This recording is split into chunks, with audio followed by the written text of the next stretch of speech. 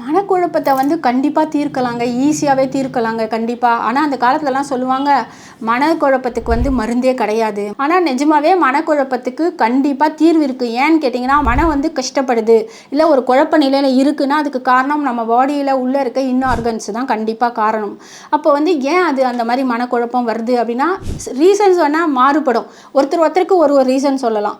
அப்போ வந்துட்டு அதை எப்படி தீர்க்க முடியும் அப்படின்னா, கண்டிப்பாக ஒரு அக்குபஞ்சரிஸ்டால் மனக்குழப்பத்தை கண்டிப்பாக ஈஸியாக தீர்க்கலாம். நிஜமாக சொல்கிறேன், இது வந்து ஒரு மருந்து கிடையாது, மாத்திரை கிடையாது, எதுவுமே கிடையாது. ஒரு சின்ன நீடில்ஸ் வச்சு உங்கள் மனக்குழப்பத்தை நாங்கள் தீர்க்க முடியும். ஏன்னா ஒரு கால் பிளாடரில் ஒரு ஹீட் அதிகமாக இருக்கலாம், இல்லாட்டி ஸ்ப்ளீனில் வந்து அதிகமான டேம்ப்னஸ் இருக்கலாம். இந்த மாதிரி இருக்கும்போது உங்களுக்கு வந்து மனக்குழப்பம் வந்து அதிகமாக ஏற்படும். அது வந்துட்டு ஈஸியாக தீர்க்க முடியுமான்னு நீங்கள் கேள்வி கேட்க வேண்டிய அவசியமே இல்லை. கண்டிப்பாக வந்து தீர்க்க முடியும்.